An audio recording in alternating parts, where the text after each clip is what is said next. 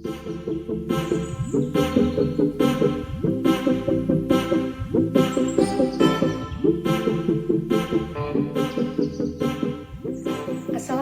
warahmatullahi wabarakatuh. Hai, apa kabar? Hari ini kita akan membahas mengenai bakat dan minat. Adakah di antara kalian yang merasa bingung menentukan bakat dan minatnya? Maka dari itu, hari ini kita akan belajar mengenai bakat dan minat. Bakat itu adalah kemampuan atau keunggulan alamiah yang dimiliki oleh seseorang. Ini biasa disebut juga dengan kemampuan dasar atau kemampuan bawaan yang membedakan antara orang satu dengan orang yang lainnya. Sedangkan untuk minat itu adalah keinginan atau dorongan yang ada dalam diri seseorang pada objek tertentu. Mengenai bakat dan minat itu macam-macam. Untuk bakat sendiri dibedakan menjadi beberapa. Ada bakat umum, itu artinya bakat yang dimiliki oleh semua orang. Contohnya berbicara, berjalan. Tapi kalau bakat khusus itu nggak semua orang punya. Jadi dimiliki oleh orang-orang tertentu. Misalnya bakat sebagai pembicara, sebagai motivator, bakat di bidang seni, dan sebagainya. Bakat khusus ini juga lebih macam-macam lagi. Ada bakat verbal, numerikal, linguistik, mekanik, abstrak, skolastik, kecepatan, ketelitian, ruang spasial. Nah, itu untuk bakat. Kalau minat juga dibedakan lagi menjadi minat vokasional, yaitu minat yang merujuk pada bidang-bidang pekerjaan, dan minat avokasional, minat untuk memperoleh kepuasan atau hobi. Itu adalah macam-macam dari bakat dan minat. Kemudian sekarang mengenai persamaan bakat dan minat, sebenarnya dua-duanya ini perlu dikembangkan melalui belajar, dan bakat dan minat sama-sama harus diasah, karena kalau nggak diasah tidak bisa dua-duanya berkembang.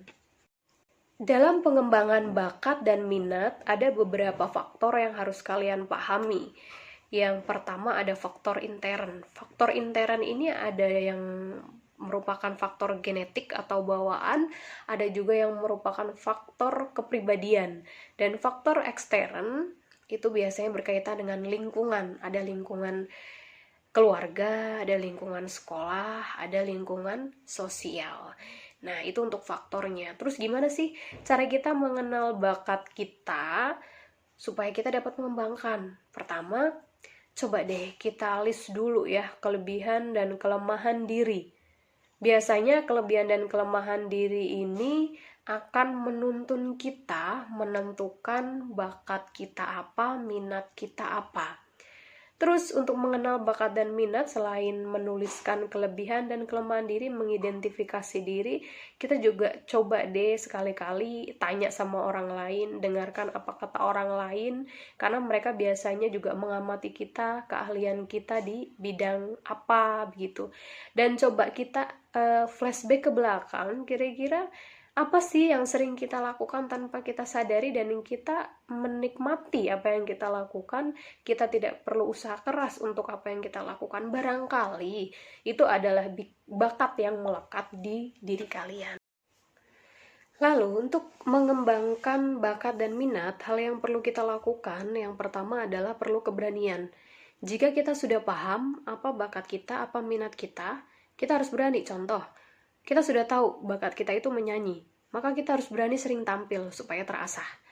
Jangan lupa yang kedua, didukung dengan latihan.